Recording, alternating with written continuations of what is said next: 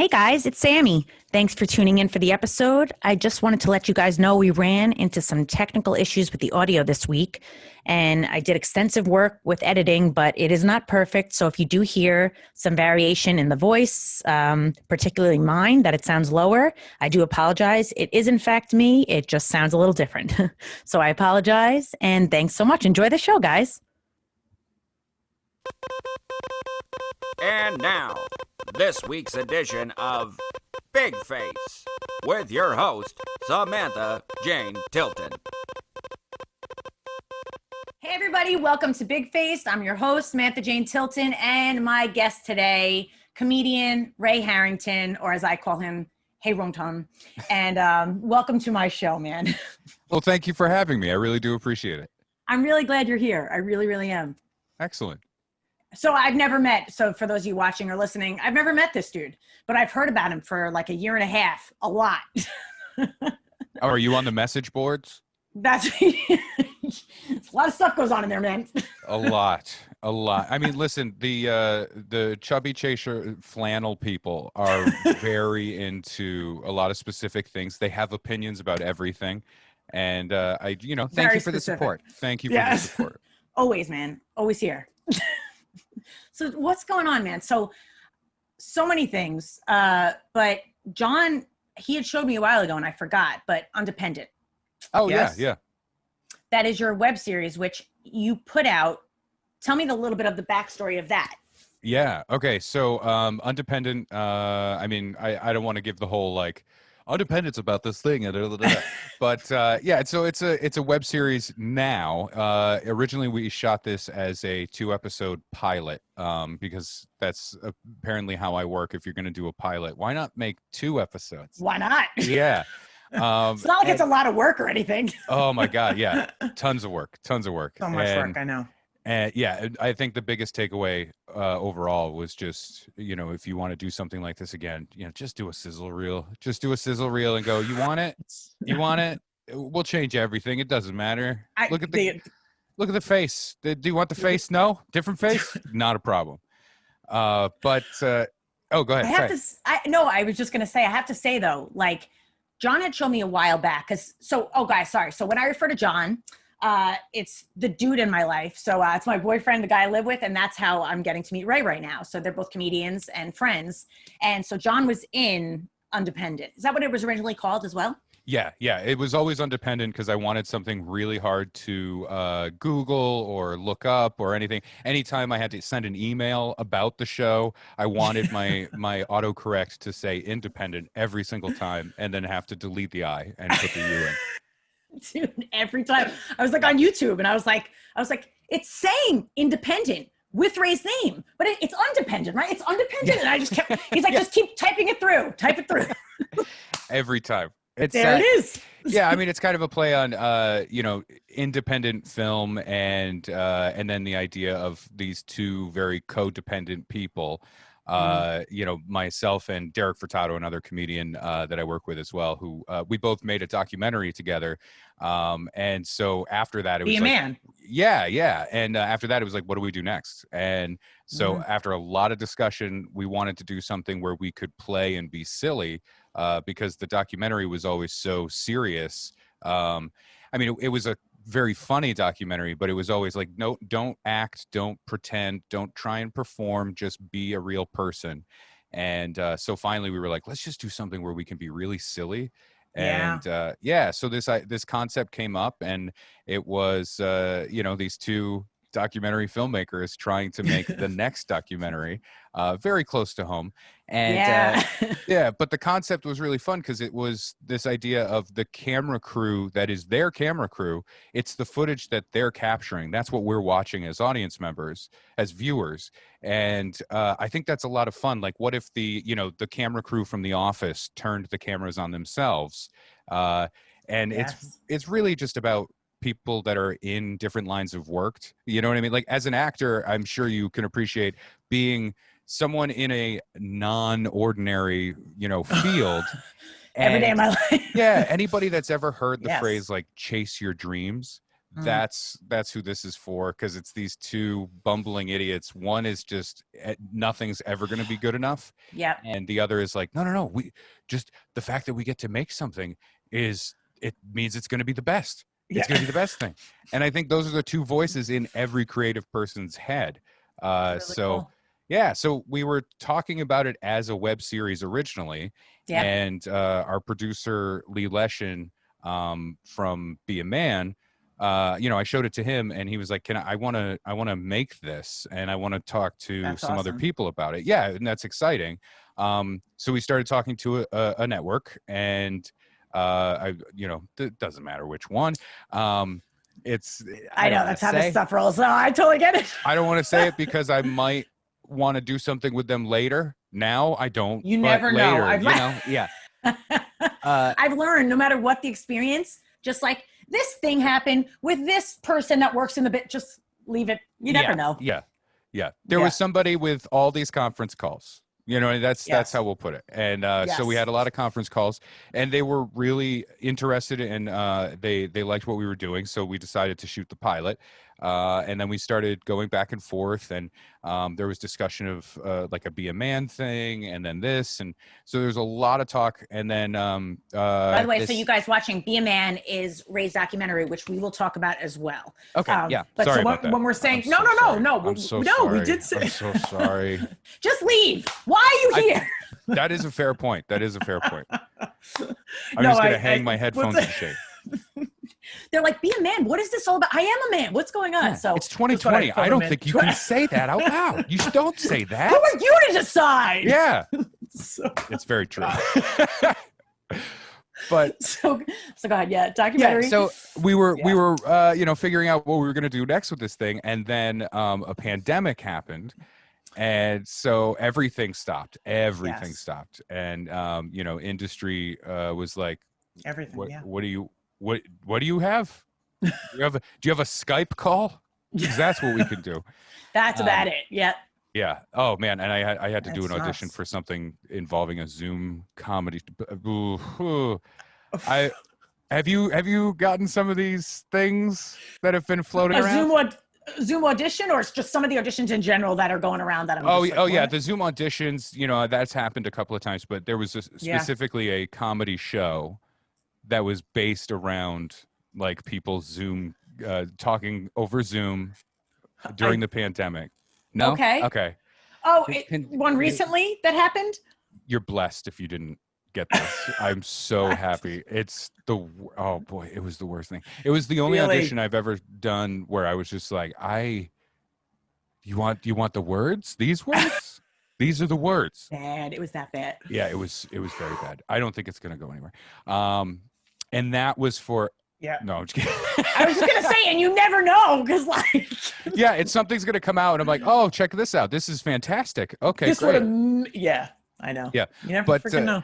So we had the 2-episode pilot that we had shot and edited and put together, and then after the pandemic thing, I started talking to the rest of the crew on this thing, and it was like, why don't we just put it out? I just want people to be able to see this thing, and who knows how long this is going to go on. Conversation about where it could go, that's gone. Most places are just worried about maintaining whatever they have already. Yeah. And so we talked about it, and our editor Chuck Staten was very nice and was like, okay, I'll take this show that is 2 22-minute episodes and break it into 6 episodes. Wow. Yeah, so that was really nice, and we started awesome. putting it out, and I think that's the most comedy I've done over the last like 5 months, is putting the web series out and going, okay, there you go. Hope you like it. Out there. Yeah. So you did. So when did you put it out? Somewhat recently, yeah? Yeah, August. It was the beginning of August. First Monday. I don't remember. Yeah. That's what I thought. I remember. It makes me so nervous that you have a pen in your hand. Oh. Because every time you ask a question, I feel like I have to get it right. Like, yeah. And like at the end of this, you're gonna tell me what I need to fix. Away. afraid to face. Oh, you're right. Whatever the rest of that sentence was, you are right. If at the end of this conversation, like at the end of the podcast, if you could just tell me what to fix, I will be so happy. That's what I do, man. And I direct. I'll tell you everything. Oh, this will be the best. No, you're awesome, man. I do have like probably a bunch of questions, and yet nothing specific like that. I'm like, I want to know this. I really just kind of wanted to get to know you a bit. Yeah, sure. Absolutely. But it's awesome that you put this out beginning of August sometime. And so where can people see it? Because, and now I'll make my comments on, I started watching the first episode, which pause. Go ahead. Tell us where we can see it. Yeah, you can see it at undependentshow.com. And that is Undependent, like with a U. So it's independent with a U at the beginning. Yes. No I. No I. Or you can go on YouTube and just Undependent or my name, Ray Harrington, and it'll pop up. YouTube is ubiquitous. It's there. You can find it. So yeah, but just don't be deterred by when you type in Undependent Ray Harrington that press enter, because it still stays independent until you click enter. Freaking autocorrect. I don't know. I have to change the name of the show to something very, very easy. I love it. Yeah. I do love it. I even said to John, I said, because my instinct was that I knew exactly what that meant. But I was like, what's undependent? He goes, it's not a real word. And he's like, it's the opposite of dependent. And I'm like, yeah, that's really awesome. Cause that's like, oh, thanks. Yeah. That's really, it's an awesome name for it. It's funny that the reason it's called that was from a line of dialogue, but the line isn't in the show anymore. So there it is. It served its purpose. Yeah. Yeah. It's Derek saying, because they have the two filmmakers, they have a chance, this yin and yang, anal retentive person and very like ignorantly happy person. Yes. Like, yeah, that's basically it, right? Like a perfectionist and an idiot. That's the two characters. And the idiot, Derek, is and he's not that sounded wrong. The guy Derek, playing the idiot. The guy Yes. playing an exaggerated version of himself. Yes. So a slightly less dumb idiot guy. Okay. All right. So sorry, Derek. We're sorry. We're sorry. He's excited about this, and he's like, they meet wide-eyed and bushy-tailed. Oh, that's exactly it. But I think those are the two voices in every creative's mind of just, it's going to be perfect. It's terrible. That's the whole thing. But exactly. They meet a producer with, an opportunity for them. And Ray is terrified of this thing, and Derek is very excited about it. And Derek is like, we're still going to be like independent filmmakers, right? We'll still retain that. And Ray is just like, no, I don't fuck independent. I don't want to be independent. I want to be the most undependent filmmaker in the world. And that's what kind of where it comes from. And then it went away, which I'm sure is fascinating for everybody. This is like a real exclusive scoop, but so that's where it comes from. So you started watching the show. Yes, I started watching the show. It scares me because this was really kind of that half step into acting for me. So it makes me real nervous. It's funny because I asked Ray, and I asked you, like, how I should introduce you. And you said, if it's okay to share this, you said, comedian, I'm not so comfortable saying actor yet, Yeah. Which I understand. Somebody once told me when I started acting, actually, I don't think I even started yet. I just knew I wanted to act, and that's what I was supposed to do. And somebody said, well, start calling yourself an actor, because if you don't believe it, and it was like the way that they said it, it just kind of, and I started to own it, even though I couldn't prove it to myself yet. I started to own it. Right. And I started to try and call myself an actor, and it did help. I don't know, in some way, like what we say to ourselves subconsciously or consciously, like we believe, Yeah. No, it's true. And I'm only like in the first episode, so very good, man. Oh, no, please. You're only in the first episode. It gets terrible. Episode 2, it's just, what is he doing? I keep looking at the camera and I keep going just over and over. You have to hear people whispering what my lines are. At one point, they just put peanut butter in my mouth and they dub over the lines. I'm learning. Dude, It's somebody a learning. said I was the best child actor they'd ever worked with. And I was like, but I'm 37 years old. You're like, right. No, it is a lot of fun, and I'm enjoying this idea. And because of everything being shut down, auditions are more accessible for people outside of either LA or New York. Yeah. And so now these things are coming in, and I had just done Conan right before this happened, and I'm sorry, I'm blowing every lead that you have, and I'm so sorry. I was like, all right, why don't you just do the show? I'm sorry.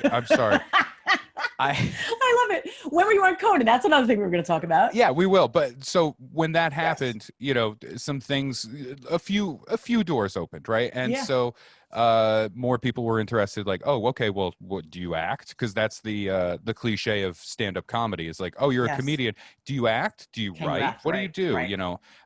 Mitch Hedberg had a joke that was so true for this, of just, you're a comedian, can you act? Can you write? Can you do these things? And he's like, come on, man, you don't say to a chef, like, oh, you're a chef, you cook food, do you farm? It's that was a terrible Mitch Hedberg impression, but it's so true. Yeah, and it's a thing, and I like doing it. It is, like you said, telling yourself, like, just, I'm an actor, and that's what you do. I think acting is easy, but acting well, being a good actor, is hard, right? Anybody can act, but acting and not embarrassing yourself doing it is the hard part. And as a comedian, it's really hard to kind of shut off that defense mechanism of like, no, these are my words and I say what I want and I control the room. And just be like, oh, you want me to say this real stupid thing? I'll say the stupid thing. It's funny. I will just say, not everyone can act. And I really mean that. Sometimes, no joke. So even being able to, in some way, embrace the situation, even though it's false, right? It's imaginary. Yeah. Some people cannot do that. Some people freeze. Yeah. It's another world. They don't have the gene, You know what? I said that, and I do take it back. I take it back. Yeah, there are people that can't. I think anybody that is acting, right? They can act. Yeah. The act of acting. Yes. Right. That's the title of my book. The Act of Acting by Ray Harrington. And it's me just talking about, like, the Copyright. 4 auditions I've done. Yes. And it's like, it's weird that you pretend there's a person next to you. And that's really just a wall. Yeah. That's chapter 2. There's some action in the script that's like, I'm supposed to, like, grab the guy's shoulder, but there's nobody there. So I have to pretend. Shoulder. These stage directions don't make sense. So I made a person out of hay. And now that's my auditioning partner. Yes, and I bring them. They need to understand. Yeah. This is how And he got the part. Oh, it's so stupid. Holy shit! This is the best. Oh, this is the most, like, performative I've felt. This is you're the best audience member I've ever had. Thanks for making me laugh. I needed it. You are a good actor. That's what this is. I knew it. I mean, I didn't want to say it, but I am that good. As soon as the Zoom call is over, it's just, I'm like, who the fuck did you set me up? Yeah. That's your friend, John? That's your friend? You said he's good at this? By the way, so before Ray and I started, when I said to Ray I didn't want to butcher his name, and I said to you, so I just want to make sure I don't butcher it. So it's Harrington, and you went, like, your face for a second before you knew I was kidding. Your face just, like, for the split second took it in, and you were just like, your eyes were just kind of like, is she serious? And then you knew I was kidding, but the split second of your eyes, I have to show it to you. You Brilliant. Like this time of day to do something is, I have a 6-year-old, and he's here all the time. And so I have a 36-plus-year-old, and he's always here. That's fair. But at least like, you can maybe swear at him or, I do. put down some passive aggressive tones, and he should my pick up jam. on them, right? Yeah. And Pick he's it up, man. I'm putting it down. He's self-sufficient. You could go in another room and just be like, just do your own goddamn thing for 5 minutes. And no, I don't need to see it. I don't need to watch you do nothing. You're cutting paper. Who cares? You're cutting paper. This is not exciting, but you need me to like witness the paper? Like, I don't need that. So it's so hard because when you say a fun thing like Harrington or whatever, Yes. I am now at this time of day, I am completely ready to be like, yeah, okay, we gotta just acknowledge it, correct, move on from there. I am just in that zone because kids don't know sarcasm. They don't do sarcasm. And so everything's genuine. So I go through a day where sarcasm doesn't exist. And it takes me a little while to get back on track with it. Yeah. I'm like people time. I know. By the way, thank you for doing this early. I know it's still evening, but I am useless at night. Like, she knows that. Like, I wake up and I'm like, boom, I'm like, we make this joke because I get up in the morning and he is not a morning person. I'm like, morning time. Like, I'm like, hee hee. Oh. It's on the worst. Why? How do you do it? How do you do that? And I don't necessarily like to be like talking like right first thing in the morning, but I'm super productive. Like, I lay down a little bit and then I jump into doing stuff. Wow. And at nighttime, by the time it's like 6 something, I'm like, nope, phone's ringing. Nope. Text. Nope. Like, I'm just done. Oh man, I am the complete opposite. I know. I'm absolutely like it takes me like a few hours in the morning to be like, all right, I'm good. Like, if somebody's like, hey, can we do a thing? Can you do this meeting or whatever the thing is? And it's at 11. Even then I'm just like, fuck. I got to get up like an extra hour early so I can like wake up more and mentally not sit. Yeah. Yeah. My wife knows at this point. We've been married for 10 years. Like, if Have you? Congrats. oh, thank you. I didn't know you were married it's that long. Really That's just it's an amazing. act of contrition, and but she knows at this point, like, if there's like an important thing, and she tells me super early in the morning, I just can't process it. As soon as I start to try and think through, my brain breaks, and I'm like, well, I got to go outside and just like look at a rock for 20 minutes. And be real mad at the rock, but then I'll be fine, and it's, I don't know how you do it. That's crazy. To just wake up and be like, this is great. The world is happening and I'm happening in it. I think what I do is I fight the idea of sleep at night. I'm like, no, I'm not. That's a willful tiny death. That's what you're doing. When you sleep, you are losing consciousness by choice. Like, I guess I'm going to drift off to death for a little while. But in the morning, I'm like, no, I'm not here. I'm unconscious. Don't bring me back. Yeah. It feels like a paramedic is shocking my heart back to life. And I'm like, no, let me go. Let me go. It's so funny because like sleep is so precious. Like, if I can sleep in the morning and I am woken up. So John explained it the other day. We were camping and he was just explaining it very casually. He's like, no, but I know, but when I wake you up, like unexpectedly, you get all kicky. Kicky. And he was dead serious, but I start like, like a little kid. I'm like, why am I awake? like this kicky little brat. And I'm like, you just described it as kicky. And he's like, yeah. And laughing so hard because it's so on point. That word describes me exactly when I'm woken up.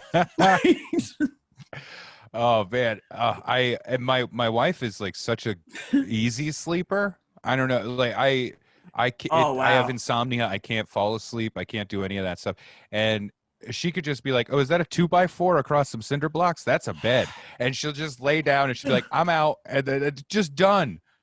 How do you do it? That are fascinating. Yeah. So like, I am a crappy sleeper as I've gotten older. So I like try and control it more, which doesn't necessarily help, but I'm like, I'm going to go to bed earlier. And then that way, if I wake up early, I still got a good amount. It doesn't work. It doesn't work. Yeah. So if I'm like woken up or I don't get enough sleep, I'm all kicky all the time. I like the idea that you could be kicky for the day. You know what? It Today can I'm real last a kicky. little.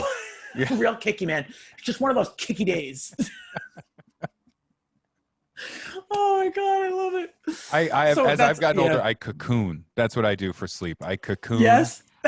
Everything has to be just right. I'm very particular. I'm the most anal person when it comes to like going to bed or like what it is. Really? My area, my nest needs to be just so. I'm like, these pillows are this one's too hard. This one's too soft. It's bullshit. I can feel it. It's 5% too soft. It's so specific. And I'm like, the lighting in here it's not quite dark enough, but it's a little too bright. I need it to be Who a touched the specific dimmer? Yeah, it's awful. It's so bad. I'm like, I need 7 sources of white noise going at all times. I need my air filter and my box fan. I've got to have all the things. And then I decided to become a stand-up comedian and go and live in hotels over weekends. Yeah. And it's the worst. Did you just have to flush all that particularness like down the toilet, or do you just like bring it all with you? Yeah, I bring. I don't bring much with me, but I get real resourceful. Like, okay, I'll walk into a hotel.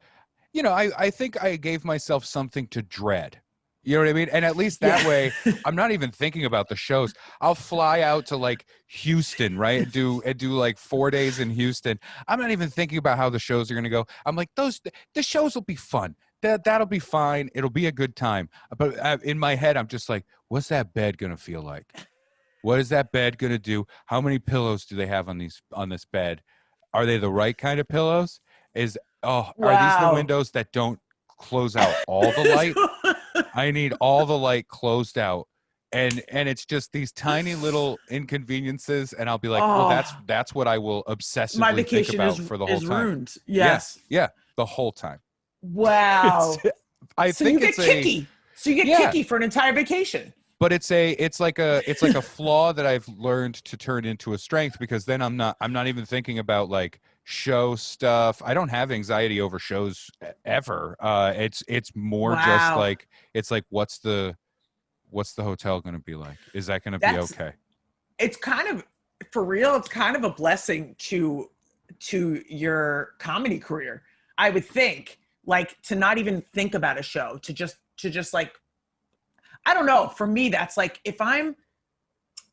some of my best auditions are when I'm like angry, because I'm so angry. I don't give a shit what you think. Like, I just don't care. I'm just going to do me. I'm good with that. I don't care what you think. So it's almost good because I can just get into whatever the role is, but I don't care what you think.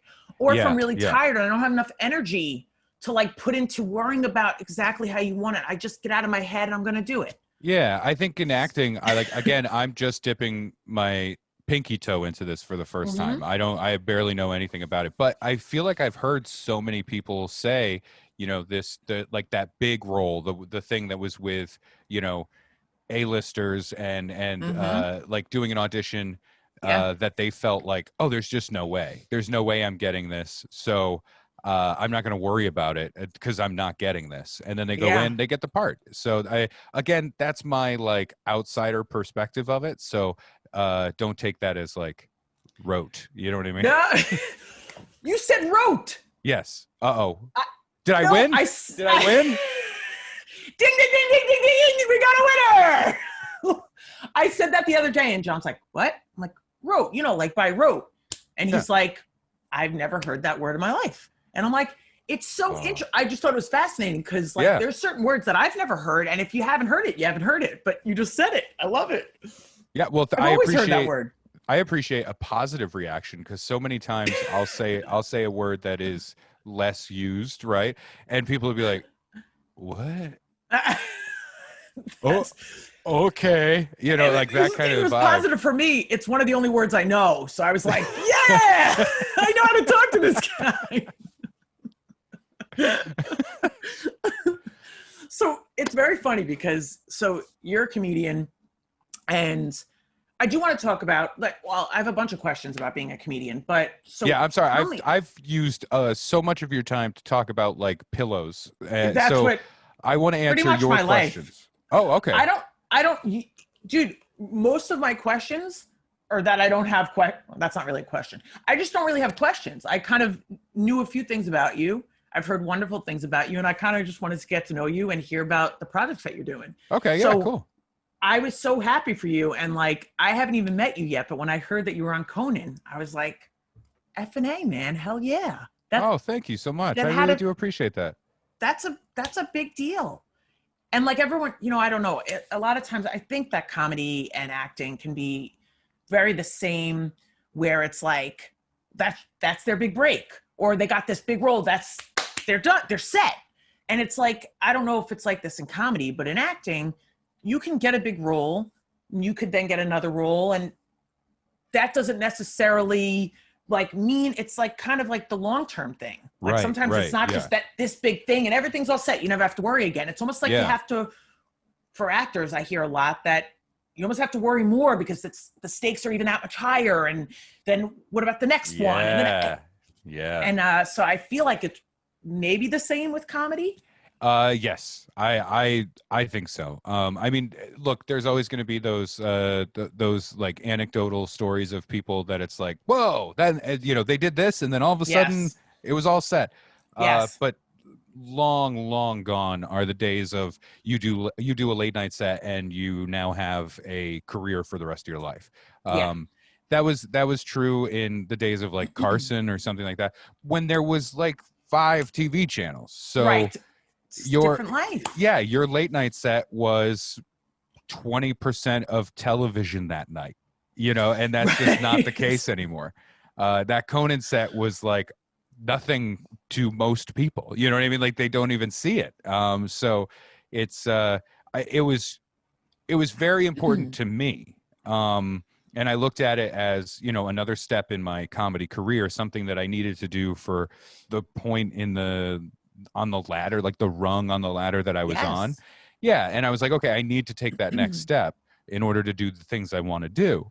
But really it was more like a personal thing. It was just because I had always said to myself, like, I'm not going to be a real comedian until I do late night. And that's just for me.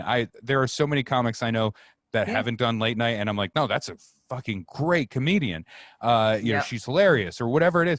And it's not a stamp for me for everybody else except for myself. I know what you're saying. No, we all have our own ideas of what we want for ourselves, and that makes total sense. That's something that you want. Yeah. And for it to be Conan was really special. I mean, Conan is the show that I grew up watching the most for late night. That was the one that kind of spoke to me comedically.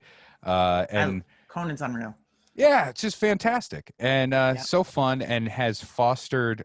I think Conan O'Brien and his show and in its iterations, I think, have really influenced so much of the comedy world that we have now, and the people that we all are shown every day of. Not shown every day, that's a horrible way to say that. Just basically how else would you say the other comics, the other huge stand-up comedians and comedic performers that we love right now, like the top people that are making comedy very, very funny, all I think point back to like, oh, Conan O'Brien influenced me in this way. Or they just say that on his podcast. I don't know. Everybody's like, you were a real important figure in my life, Kanan. I can't believe it. And but straight from the heart. Oh, thank you so much.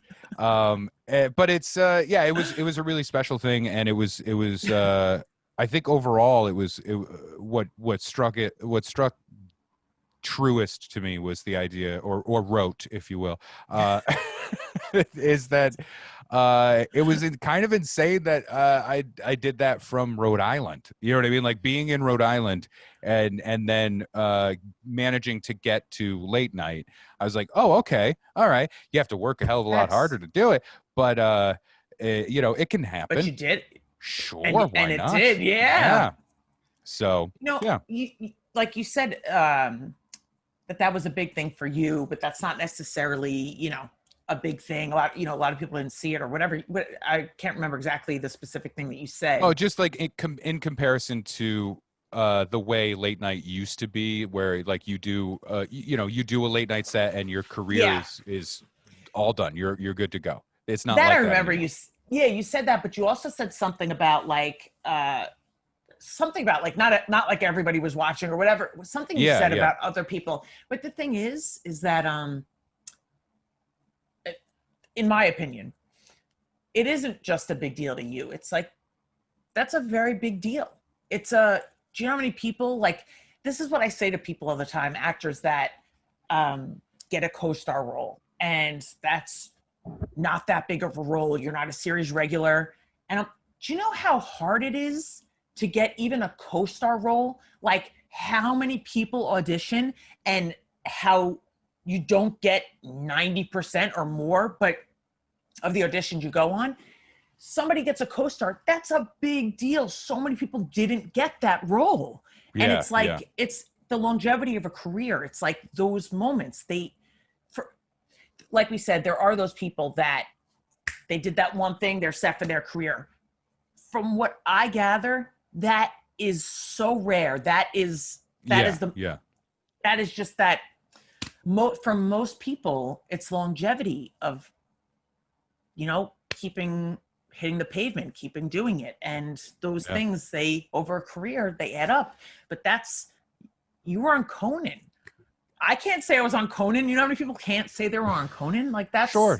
It's a beautiful experience. No, man. I don't mean, I hope it didn't come across like I was dismissing it or anything like that. I mean, it's a big deal to me, and maybe it feels less of a big deal to my career because I haven't been able to do it. I haven't been able to use it in any way because I was on the show January 29th. And then everything stopped, so It was just like, maybe that was good for my career, or maybe that was the high that I go out on. You know what I mean? Who knows? That's everything right now, right? Yeah, who knows? So I'm glad that I got to do it. I think that helped my mental health more than anything during this time, because I was able to be like, I'm still kind of riding the high for achieving this very important thing on my list of what I wanted to do. So I could kind of be like, I did that. I'm okay for a while. I'm okay for a little while.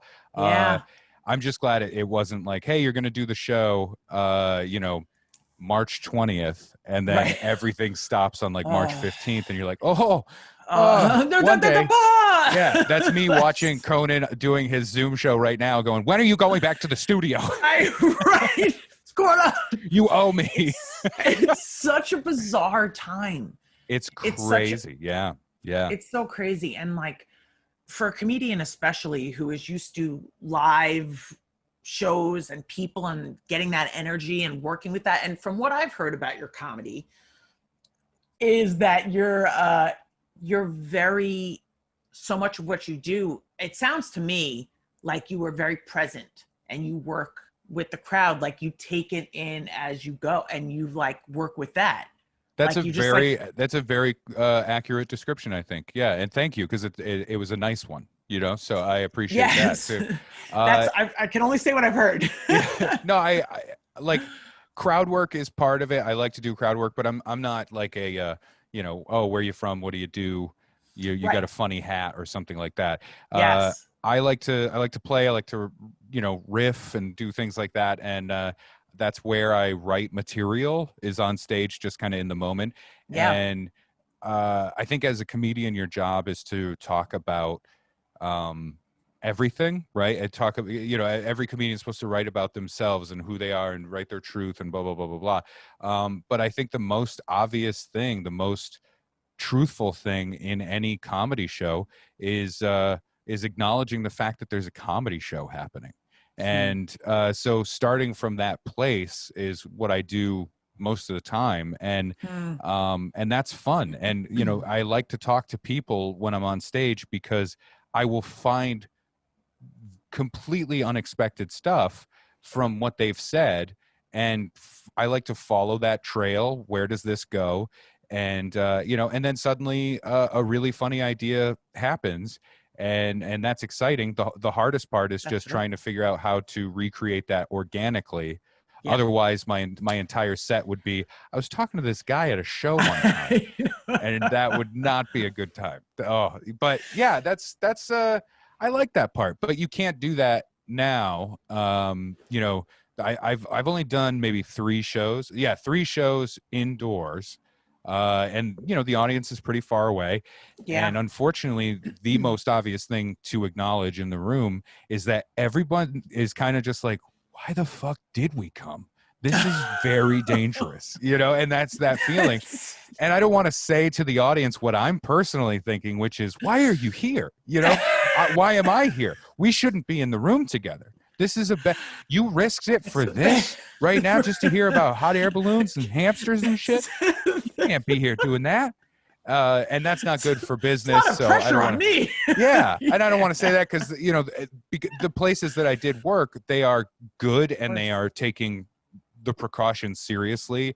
I trust them, most importantly, but I realized you know, I can't work anywhere where I don't, you know, I don't know what they're going to do.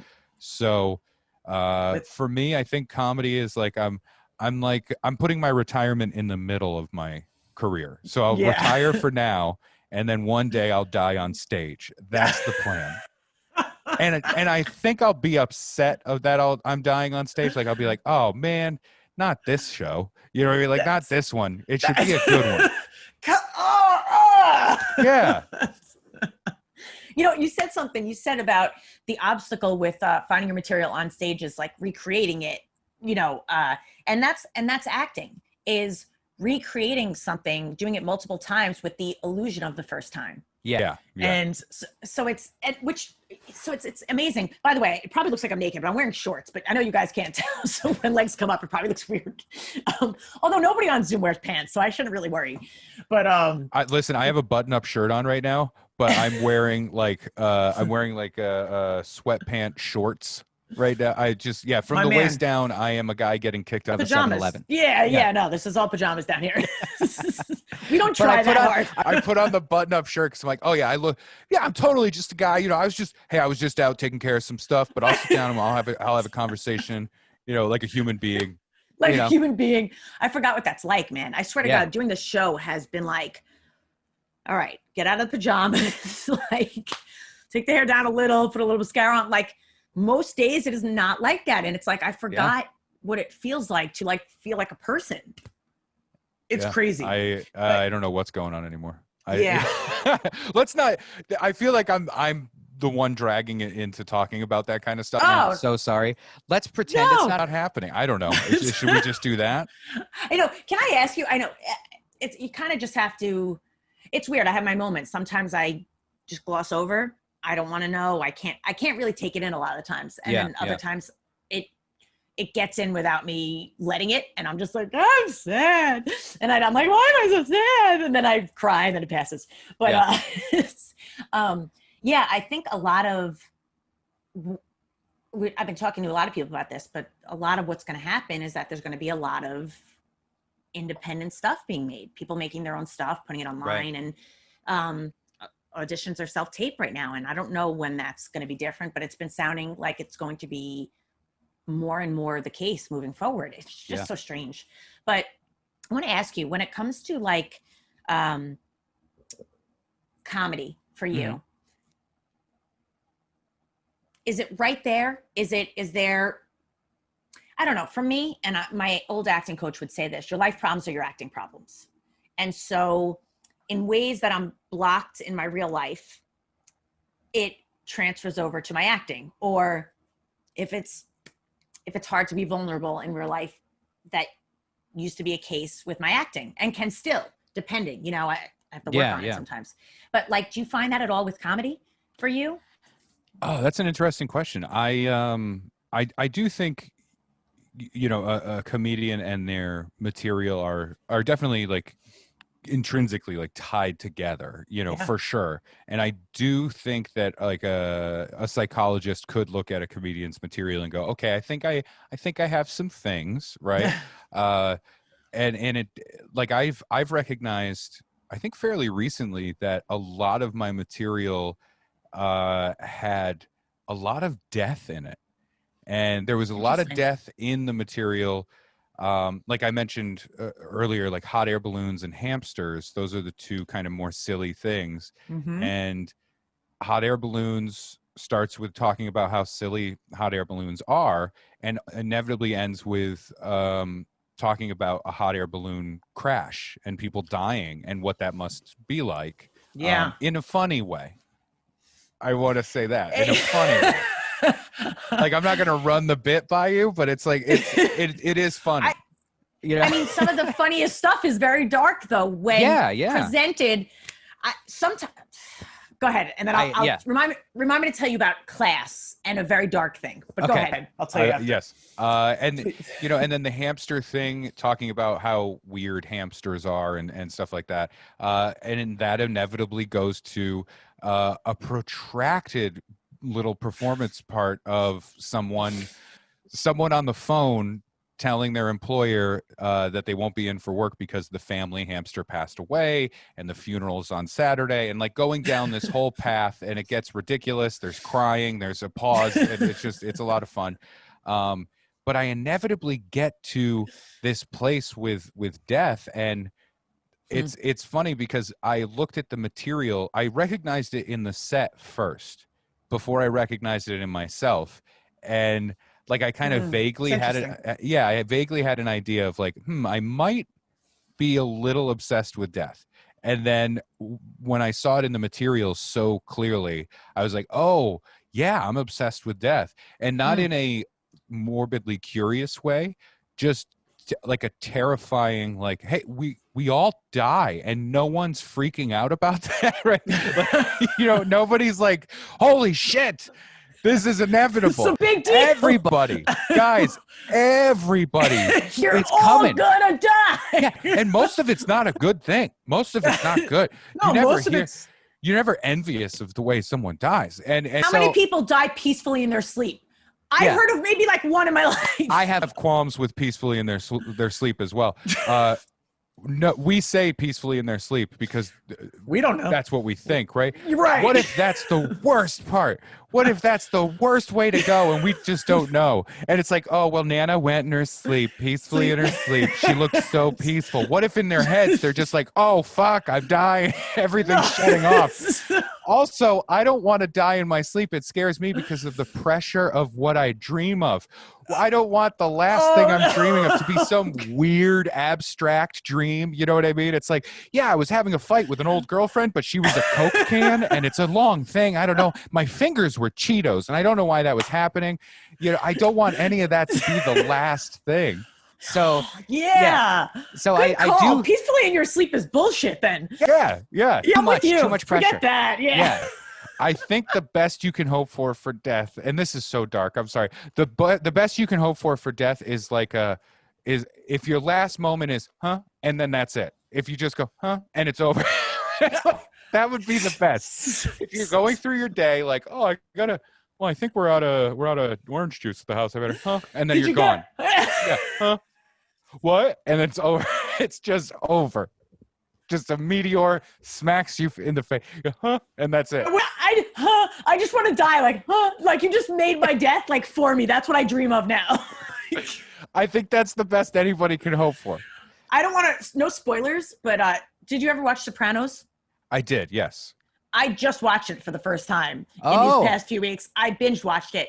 Yeah. And I won't talk about the ending because I would have killed somebody if they ruined it for me. Yeah. But just, man. That's pretty much that, right? I'm like, damn.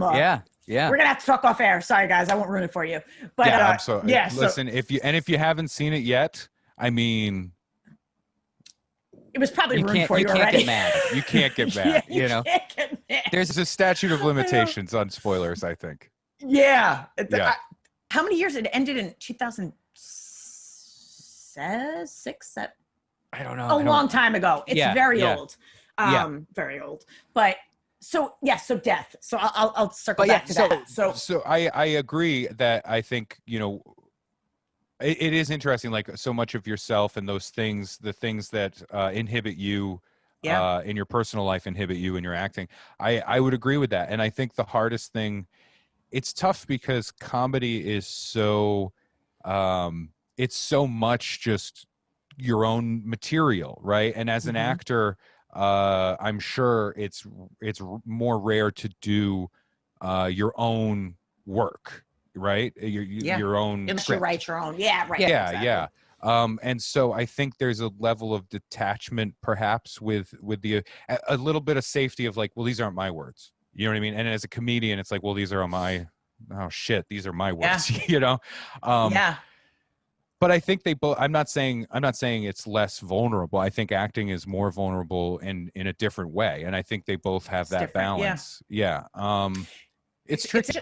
Go ahead. I'm sorry. No. I that was my in summation. It is tricky. Yeah. Thank you, Your Honor. You know? It is tricky because for some people, what's fascinating to me is I've met people that have been very, very stuck in certain areas in their real life, but acting was a place that I knew somebody that had like Oh, you had a like memory facial expression where there was some bit of information that was really juicy that just drifted across your face. I was like, this is dark and I don't want to go dark. But anyway, there was somebody that had issues with like sexuality extremely in their life. And like they were very blocked in that area in life. But on stage or in acting, they could be so free sexually. Oh, yeah. Okay. And so it wound up being this vessel, like they were outside themselves, like they could be free through that, which I found interesting. Because Yeah. for me, It's like to be truly free in my acting means you can have all of me. I don't need to hide anything. And that is a scary thing. it's like, Yeah, sure. It's scary, like to not second guess it, like to not have to worry what anybody, it's a lot to just put it all out there. So like, and I think comedy's interesting because comedy, at least for me, it's so tied up in, there's defensiveness in it too. There's so much ways of learning to deal with the world. and Yeah. So, When you said, you know, acting for you is like, you can have all of me and there's no inhibition there. Comedy is the exact opposite.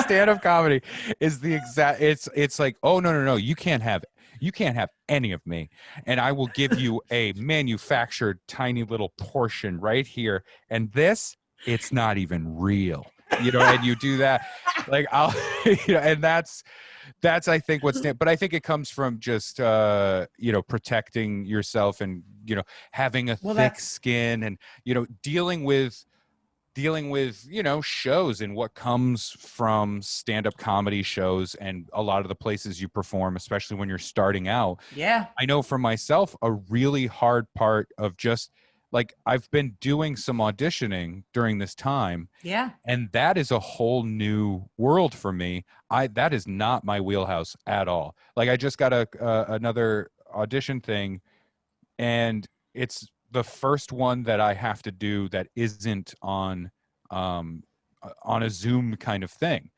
And so I have to, you know, grab my camera and set it up and do all that stuff. And to me, that's the weirdest part, because I'm just like, but that's what, you know, like it's weird. It is a weird thing. Yes. Because every fiber of my stand-up comedian being, all the muscles that I've trained over this time, and I'm not saying I'm fucking George Carlin or anything, but as a comedian, the job that I do, every part of this goes in the opposite direction. And I think, you know, like making choices on dialogue and, you know, making choices on maybe some expressions or where to add a little thing here and there. I think being a stand-up comedian can help those things for sure. Yes. And I think stand-up gives you a better idea of who you are and understanding maybe not what you can embody, but exactly what image you put out, exactly what other people see of you when they look at you. I think stand-up has done that for me. Sometimes that's healthy, sometimes it's unhealthy, right? And I tend to run away from it because my biggest fear is like buying into any kind of bullshit, or my With automatic the business. with the business and all that, or with the industry, and then just Yes. I don't know, my automatic like default setting is like, and I'm sure if you ask John about this, he will be the first to say he's fucking right about that. I'll get off stage and have a good set, and I recognize that it's a good set, but Yeah. I will be the first one who's unhappy with it. And John would tell me in the green room like, "Oh my God, you fucking killed," and stuff like that. And Yeah. I'm like, no, because what you were just up and you had a great set, and I was riding off of that, and don't even worry about it. And I said this one thing that no one else notices, but I notice it, and it's stuff like that. So I tend to just be like, oh no, don't buy into any positivity. And then once you talk to industry, you realize industry is mostly just like, you're the best, and you're just gonna be the brightest star in the whole wide world, and we're so happy to talk to you. Hang on, I'm never gonna talk to you again. And bullshit. yeah, that's what the industry is. And so I've built a fairly decent wall, right, of all that kind of stuff. And I think to my detriment when it comes to stepping into acting and that kind of stuff, because that wall has been built up. And it's interesting that we're talking about this. This is very very therapy for me, because I've been thinking about this. I'm like, shit, over the course of the past 5 years or so, I have started to build up a shell, like a wall, to protect myself, and it's made me more rigid, and more less willing to put myself out there, less willing to be the fool, right? And I don't want to make a mistake or something. And putting out, like right now, comedians trying to do so many things online, Facebook Live and Instagram Live and all that stuff. And I look at that and I'm like, I would like to, but I don't want to put myself out there like that. And it's a wall that I think you have to get over. Yeah. I very much understand that. For me, during this time of quarantine, it made me take more of a look at myself and how much that's keeping me to some level stuck and unhappy and not fully being able to do everything I want. Yeah. And so I'm really working on a lot of fuck it. I'm like, I had a whole thing the other day, like, you know what? Screw it. I'm going to mess up. I'm going to be imperfect. Not everyone's going to like me. I'm going to say too much. I'm not going to be funny. I kind of went off kind of to myself, but I was like, and good. I want to fuck up because I don't want to try and be perfect anymore because I'm killing myself. Because I'm stuck. It's paralyzing. So I'm trying to get more and more comfortable with not giving a shit. And go ahead. I'm sorry. No, you're speaking so much of my inner monologue. I'm now worried you're going to sell me on a level 2, right? This is so true that I'm like, oh no, this is how they get you. Now, after this conversation, I'm going to be a Scientologist. I'm convinced of it because that's very accurate. That's so accurate though, And you said it earlier, somebody, you get your late night spot and it's like, oh, you're made, you're all set. But now it's like the pressure's even higher or something. Yeah. That's the feeling. That's uh-oh, right. And I'm sure now in acting really you get a part, and you're on a show or you're in a movie and it's like, oh shit, now I'm legitimized, and it's like, how do I act now? And it's, And I'll tell you, because I think you know this, but I'm a casting director and I teach acting as well as that I'm an actor. And especially being on that side of the camera, watching people audition for me.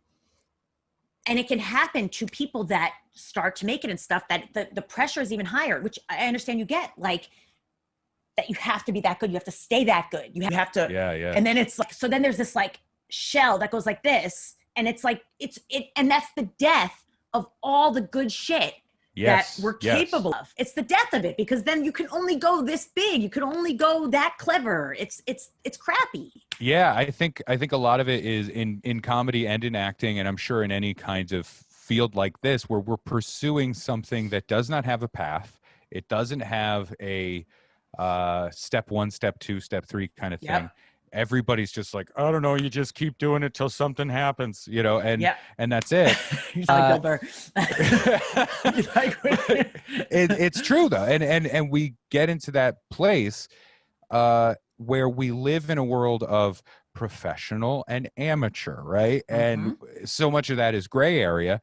When you do have a successful thing, or you start to move forward, or you progress, there's a level of like, no, if I'm professional, then I need to be professional, and those things are amateur, and I don't want to be an amateur. I don't want to be an amateur comedian or an amateur actor or anything like that. Right. I'm a professional one, so I Right. need to do the professional things. Yeah. And those are all the restrictions, because the real, like, professional is such a spectrum. There are people that are professional whatever, and we've never, if it's acting, you would have to be like, oh yeah, and then you have to connect the dots and go, oh, Yep. blah blah blah blah blah blah blah blah. Yep.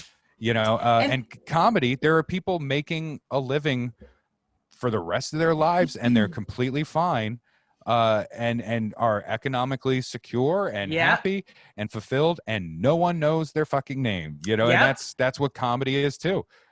So professional is a spectrum, but I mean, it's also 2020. We live in a world where everything is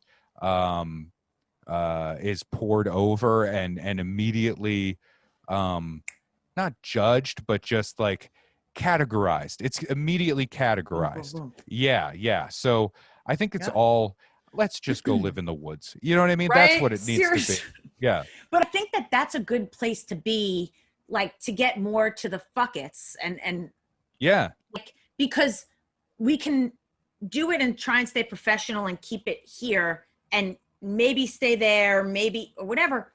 Or we can, I'll speak for myself, or I can take a risk, be willing to suck, because it's the only way I'm going to get further, is by sucking and seeing it and being, it's a willingness, and it's hard.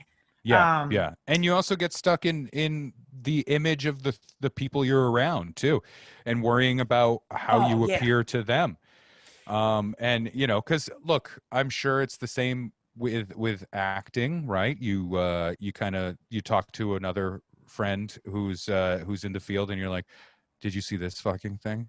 This person doing this thing? Oh God, oh God, that new like Instagram video series that they're doing, this is terrible, and it's that kind of feeling, and you don't want to be that person. You don't want to be the person they're talking about. Oh, 100%. But dude, because I'm so like that, I don't want to be the person. I don't want to think I'm doing something good and everyone's going, oh my God, like, I'm so scared, or I was so scared. I wouldn't have done this. I wouldn't have started my podcast. I wouldn't have done it. And like John, I have John to thank, because he's like, you're a fucking natural. This is what you do. You love people. This is, you're creative. Do it. And it was like, what's the worst that could happen? It's not great. I'll learn something from it, or whatever. If people don't watch it, what is the worst that could happen? Nothing. Like, if people don't like it, like I did it for me, at least. And it took me a bit to get there, but here's the thing. There are people in my business, probably a lot of them, that go, and I hear it. Oh, like, oh, they did this or that. That's not how I think. And I don't talk to people about those things. I try and be an actor, a fellow actor that supports people, or if they're not doing well, try and help them to get better. And those are the kinds of people that I surround myself with, the actors that support me, that push me to do things when I'm uncomfortable, that aren't judging me, that will be honest with me. And I feel like that's not always easy to find, but that's no only solace in being a creative, like you said, in a creative business, that there is no set path. And I feel like for comedians, you guys, from what I've heard, there's a lot of people that are not supportive, and it can be a very selfish kind of. But that is the nature of stand up, I think. To it's not new. It's not based on a location. It's not. I don't think it's really even based on just. I mean, maybe it's who gets in. Interested in stand up comedy. Maybe that's part of the kind of overarching like psychological thing that they have. Yeah. But it is an incredibly solo thing. You don't have to worry about, being involved in somebody else. I think that's why stand-up comedians are often like, oh, improv? What are you talking about? Like that kind of thing. Like you just go up and you're supposed to make somebody else look funny. What the fuck are you talking about? You have to be the funniest person, and you need to bury somebody and cut their legs out from under them to do so. We are pirates. I've often said stand-up comedians are pirates. We're on our own ship. So true. Sometimes we get together on another ship and we'll be a crew together. Yeah. But ultimately, at the end of it, you are a pirate alone. That's it. You answer to no one, and you other than yourself. And it is a weird thing. It's a weird thing, but I love it, and I'm so happy, and I wouldn't give it up for anything. I don't know. There are terrible things about it. There are amazing things about it, and I think it is just this is the way of it. And how do you navigate that? And for some people, I think they fall too far into it. And treat comedy like it's going to save them. It's like, oh, no. If you need to be saved and you're getting into comedy, it's going to make that stuff worse. Yes. Whatever that thing is, if it's an addiction thing, if it's a personality problem, a behavioral thing, it's all going to amplify for sure. Every time there's an issue and you reach for something else, it's just going to take on that misery is just going to go extended to that arm, to whatever that thing is that you pick up, in my opinion. And that's so what I found. Cure. The only thing I've ever found that hasn't had that issue is competitive pageantry for me. I've heard it's a very big thing. It's odd because it is very competitive and people can be really cutthroat, but I think you have a purpose, and at the end of the day, you are judged by a jury or a panel, and they tell you who the best and most beautiful is. Yes. And you can't turn that down. So that's something I'm working more on myself. Wonderful. I really support that. I will say it's different now. A lot of Zoom pageants, and those are sad. Those are really sad. Just a lot of blacked out screens. You can hear the stage moms more and more clearly. Wow. It is difficult. And there's this one girl, I think Tiffany. Tell me about her. I was like, is it Tiff? It's Tiff. Yeah, it's Tiff. I've mentioned that. Yeah. And we call her Tuffany, and she is brutal. The most brutal 11-year-old girl I've ever met in my life. She made me cry on more than one occasion. Wow. And we all talk about in the circle, in the circuit, I should say, in the circuit, we all talk about the fear that we have of the day that she first gets that the monthly. Oh no, not the crown. She's gotten the crown many times. But we've talked about if she's this vicious as a child, Tuffany's going to get roughy. Tuffany's getting roughy. Yeah. And I think we just spitballed a really fun show that we can pitch to MTV. I think that's who wants this, right? MTV wants this show. It's like it's half Teen Mom and half whatever those TLC weird shows are. The pageantry things like Dance Moms and stuff. Teen Dance Moms. Teen Dance Moms. What's amazing is that this is actually something that would be on television, which is our world is amazing. Although I would love to see in that show just one 6'7" morbidly obese bearded man, just like, I'm in it for the love of it. I don't care if I win. I am just happy with the craft of it. And no Tuffany is stopping me. Yeah, this is just who I am. Just real dry. Just like not even that. Like no charm. Not even any charm in this pageant. Just like, this is what I love to do, and this is a passion I found late in life, and this is what I'm doing. My wife divorced me for this, and I have no regrets. Yeah, one day I will get that tiara. One day I'll get a tiara. It's brilliant. You know what, man? It's so funny because I've said this to John when I've only seen John do stand up, I think like twice. And it was like when we went to New England, and he hadn't done it in a really long time. It wasn't even like new material for him.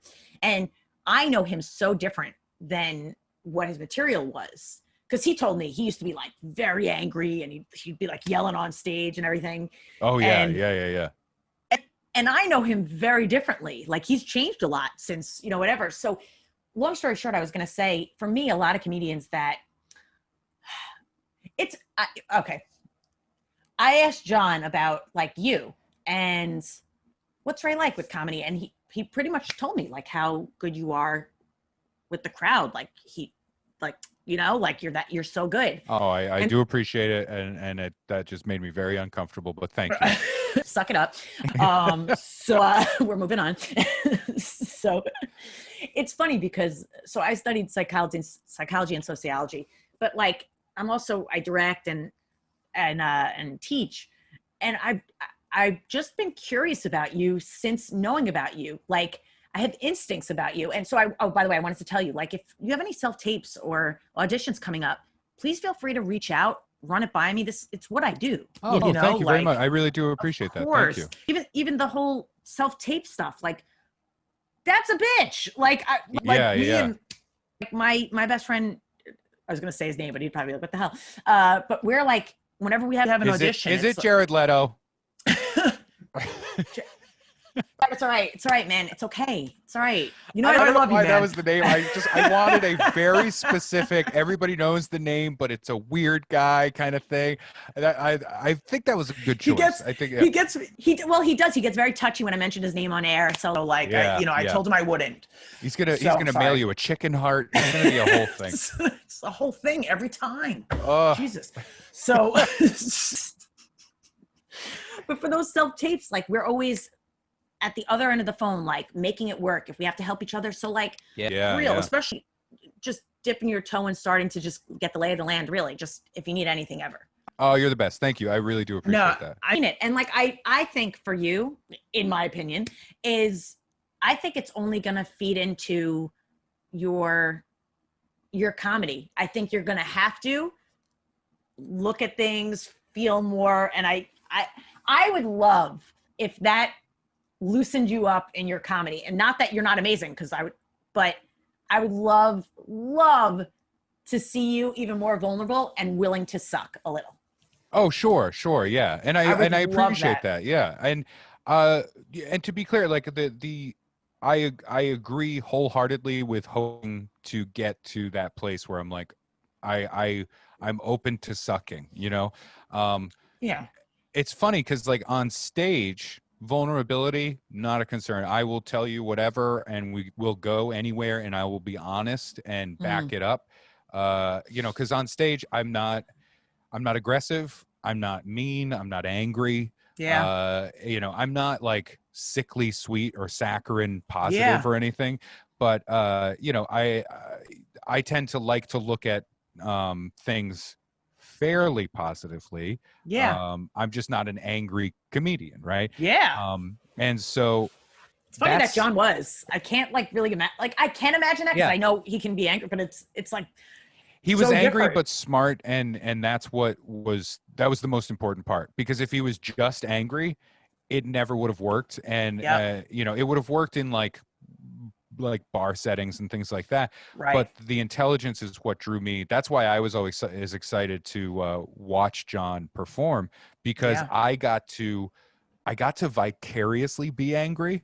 You know what I mean? I got to be like, I know. Yeah, say that about those fucking people. I get it. And that was the thing. But if I do it, it's very different. 6'7" big guy. It's like, why is he yelling at us? It's a very different thing.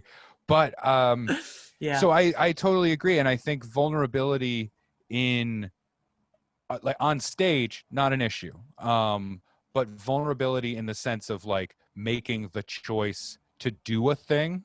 Yeah. That's a very different story. So I appreciate that. Yeah. And by the way, just so I'm not like, you need to do this, you need to do that.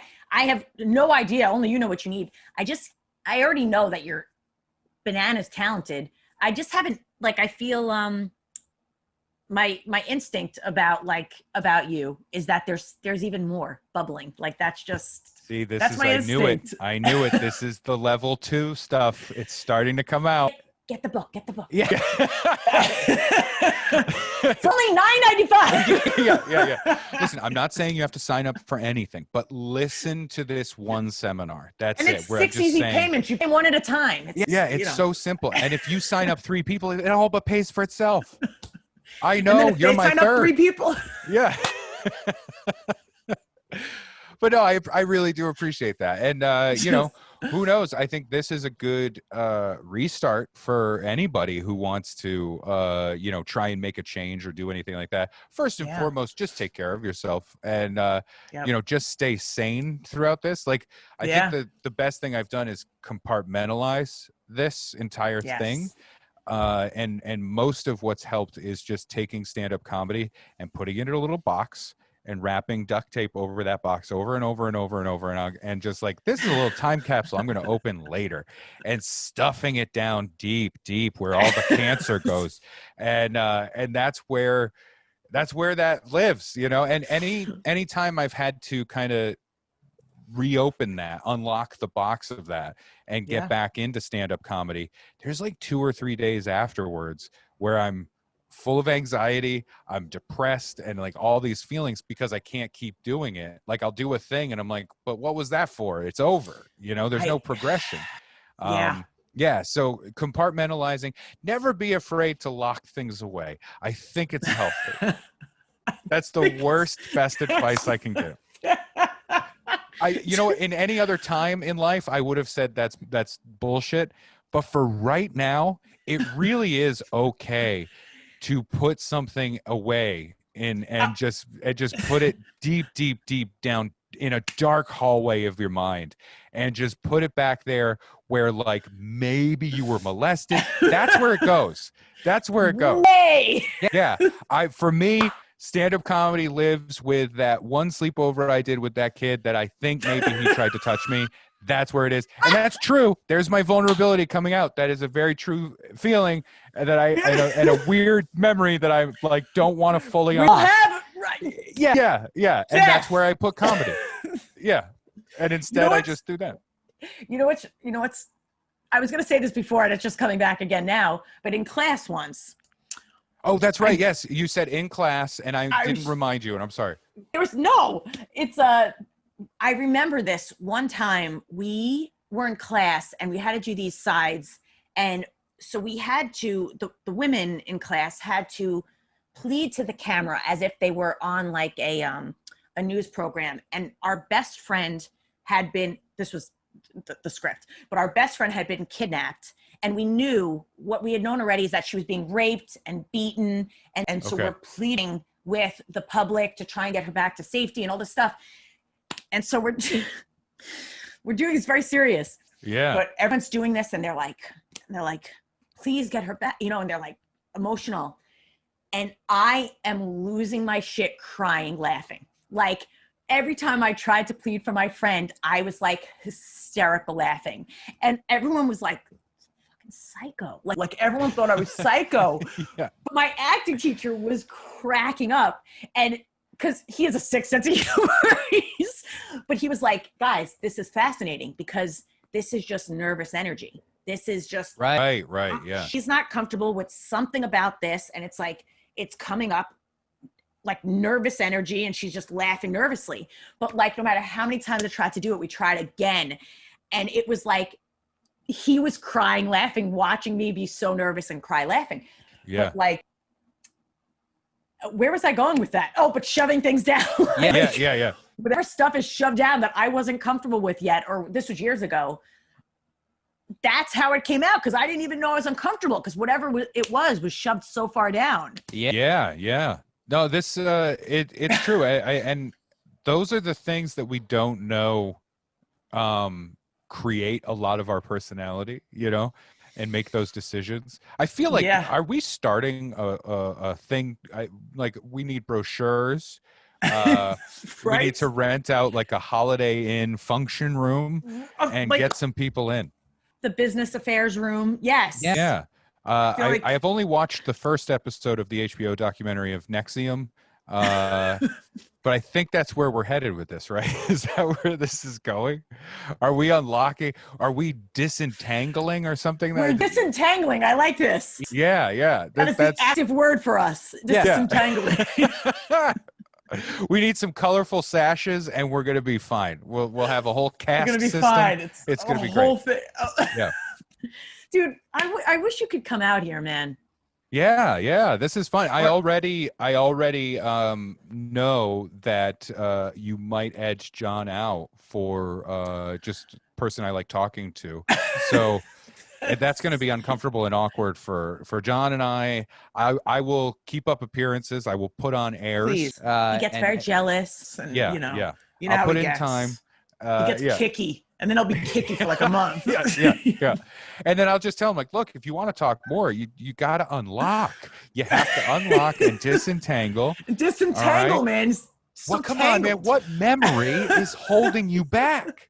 Let's get there together. You got to confront that. You got to confront it. Deeper. God.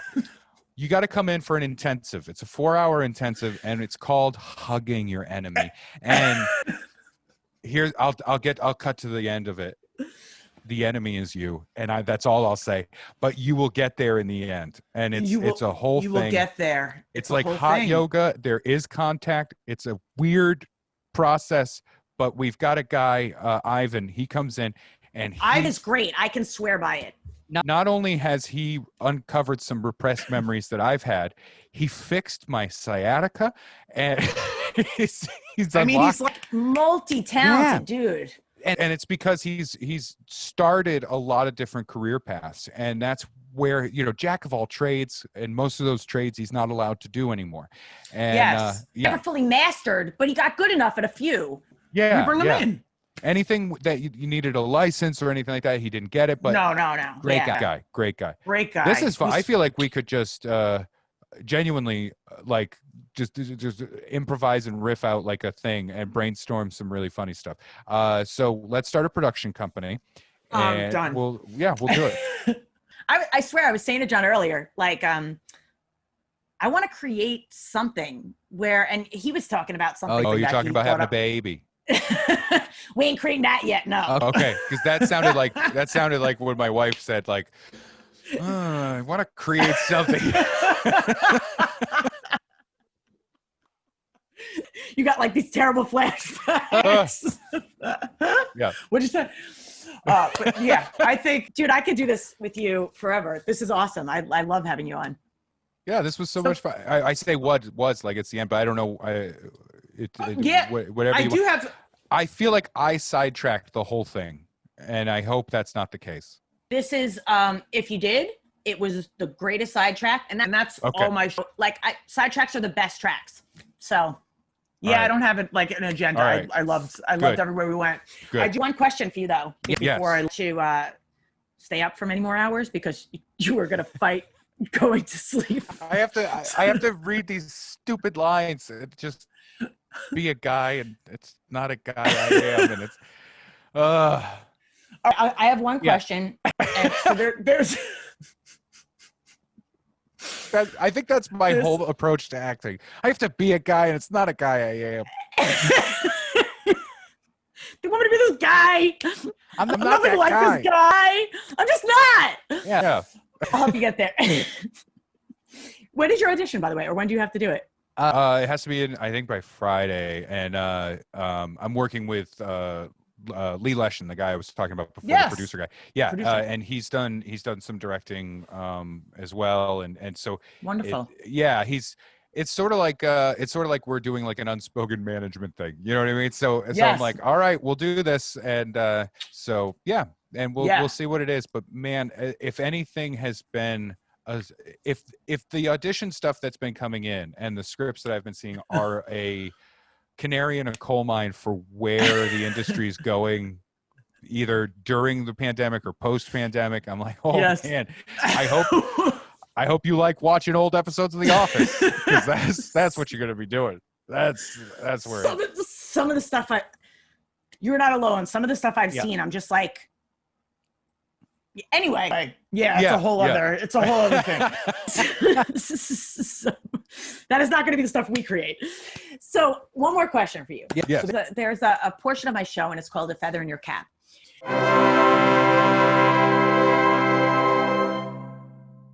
And by feather in your cap, I mean a success or an achievement, maybe something you've learned that has helped you in your life or that maybe would help you in the future. So anything with regards to anything that you might be willing to share, people that are watching or listening. First, I love that. And I think it's really fun, and especially Awesome. in a interview podcast setting, that's perfect. Second, I hate You're it. awesome. I hate it. Only for me. For everybody else, I'm like, that's really cool. And then it gets to me and I'm like, oh shit. I have nothing to say. I have nothing worthwhile to share. I feel like I'm legally obligated to say my child. That's That's like the obligation. And it's true. And that's the silly thing is, it is true. But I will say, to keep it in this world of creativity and performance and stuff like that, I'm gonna say it's the documentary, Be a Man, because that involves all of it. It's everything. It's stand-up comedy. It's regular, just being funny when you're with people and friends and things like that. Yeah. And then real emotion and being honest and talking about hard shit. And so Be a Man, I think if I didn't have a career anymore, that's the one thing that I could point to and say, but I made that. You know what I mean? And it's a love letter to my son. And he's 6 now, so he's starting to really understand a lot of that. And he'll ask if he can watch it. He'll be like, can I watch Be a Man? And we let him watch it, except for the drinking segment, because so Be a Man, for your listeners and viewers that don't know. Yeah, I was gonna go ahead. Yes, I want to hear more. I didn't have a dad growing up, and he fucked off early on. And so I was raised by my mother, my grandmother, and my great-grandmother. I had no male role models in my life. And so my wife and I started talking about having a kid. She was like, I think I want to create something. And so we started talking about it. And okay, gulp. And so I was having like an existential crisis of this thing. And I was talking to my friend Derek Furtado, who's another comic, did Undependent with me, about all of this. And, he's a father. And I was like, I don't know what any of this looks like. I don't know what it means to be a dad. I don't even know what it means to be a man. All those masculine things I missed out on. I don't know. And so I kind of just clicked with this thing, and I started talking more with him about it. And I set out to do these things that I thought I missed out on, those cliche masculine things, fighting, drinking, cars, shaving with a straight razor, presenting myself to a literal jury of women on how masculine I am, things like that. And it was really fun to make, and it came out so much better than I ever could have hoped. And we were really lucky with it. And John was wonderful and got to see me get beat up by Vinny Pazienza, 5-time world champion boxer, and was the only person I trusted. John was the only person I trusted there. And because everybody else was amping this 5-time world champion boxer up. Nice. And I was like, John, you're the only one. You're the only one. You're my safety line. And so the drinking segment is the one I won't let him watch. And that's, fair. I wanted to find my man drink, the thing I would order at a bar and have everybody go, ooh, wow, what a man, And that involved drinking. Like a Ron Swanson. But that became drinking, 10 plus mixed drinks in an hour, and trying to find out what it was. And I got so drunk. It's a very funny segment, but I don't want my son to see that, and I don't even drink anymore. I stopped drinking. I think that was it. You? That one. That was it? That was like the equivalent of, your stepdad making you smoke a pack of cigarettes for catching the it's like, cigarette. never again. Yeah, I was just like, I think I'm good. I think I'm all set. I nailed that. Yeah, I'm good there. I mastered it. And the answer is, I'll have a seltzer, please. With lime. Golden. Yeah, and everybody thinks it's a drink, so it's fine.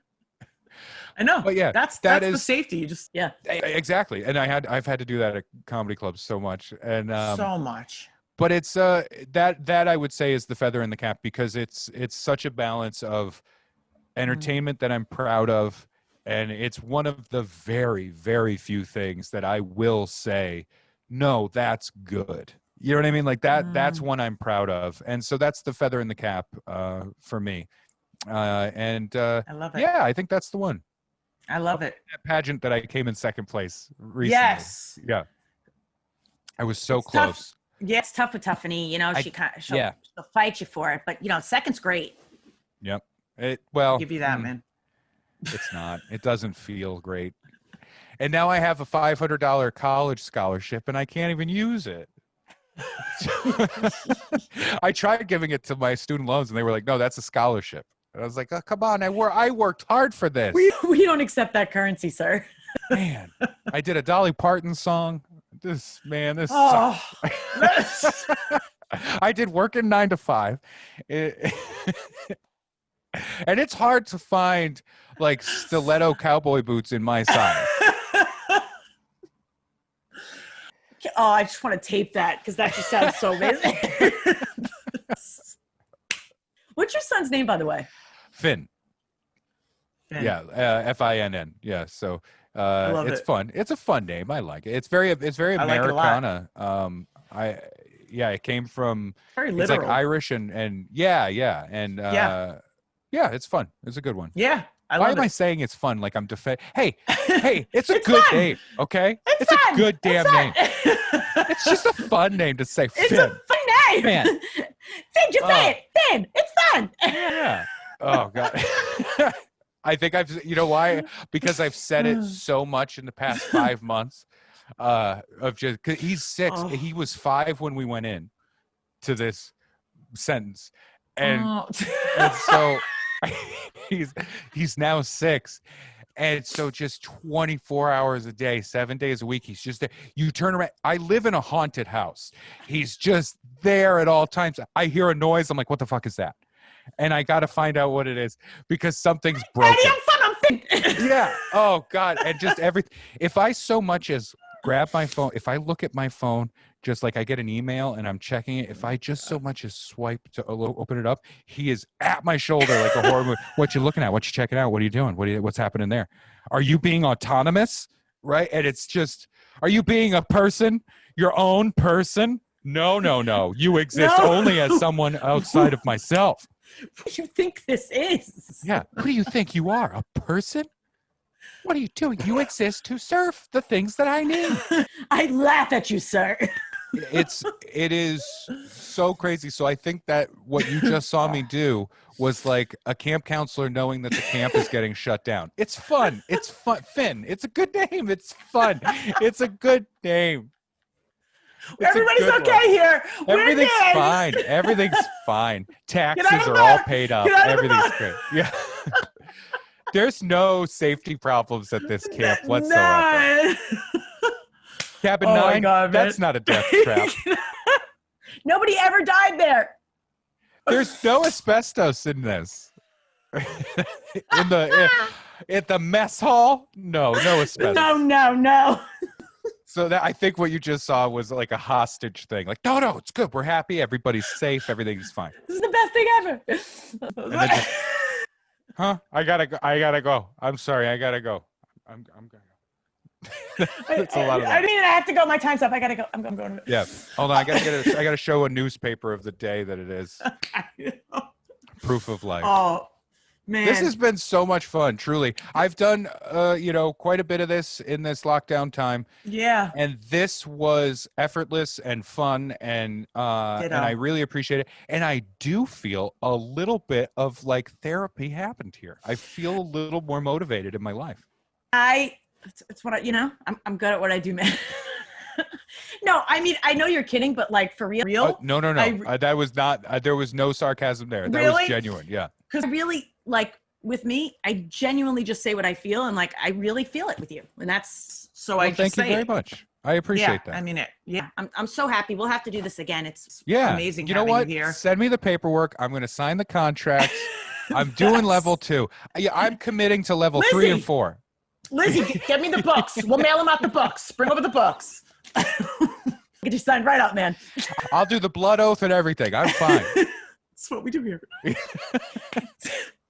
Tell everybody where we can keep up with you. I'm going to put it all, guys, with the episodes, so they'll be able to see all of your work and see what you're up to. But go ahead and tell us. Oh yeah. If you want to keep up with me, I will be running through the woods as far away as We've possible. discussed Yes, were you listening? We're running in the woods now. That's how we do it.